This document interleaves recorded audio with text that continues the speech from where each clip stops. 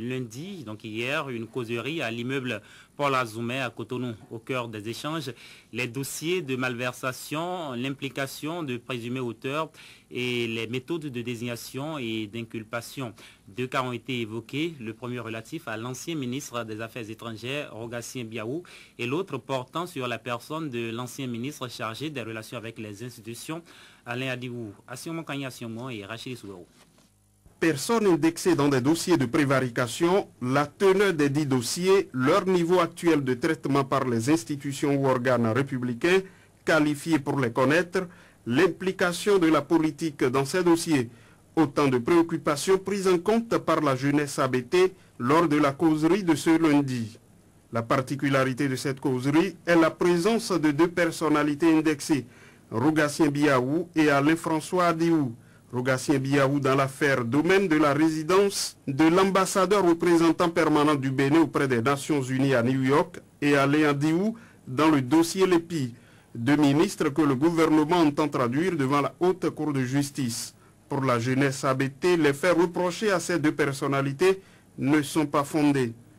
Alain Adiou est devant la justice. Le ministre Biaou, son dossier est allé devant la justice. Il a été écouté, des commissions d'enquête l'ont écouté, son DA est gardé.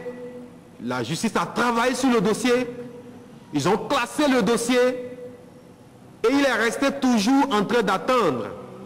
Depuis ce temps qu'on l'a enlevé, parce qu'il devrait répondre sur instruction et sur ordre du général à toute invitation de la justice.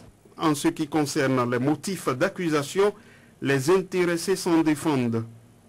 Moi, je sais que je suis innocent et que je suis prêt à répondre devant n'importe quelle juridiction. En ce qui concerne la justice, elle a classé le dossier sans suite depuis le 22 février 2006. L'un des tout premiers à être impliqué dans l'avènement de Boni Yayi au pouvoir, Alain François Adiou s'explique. Mais ce que j'avais fait, je l'avais fait en toute bonne conscience. Parce que je ne voyais pas dans les autres challengers des gens capables. Les gens auxquels j'étais habitué personnellement, vu la pratique qu'ils ont développée au gouvernement et autour du gouvernement, je ne voyais pas en eux, je ne voyais pas quelqu'un en mesure de rentrer dans le fauteuil que le général s'apprêtait à laisser. Alain François Adiou avoue aujourd'hui que les faits lui ont donné entièrement tort. Rappelons que ces 2 personnalités partagent les mêmes idéaux que l'actuel président de la BOAD, Abdoulaye Biotchane.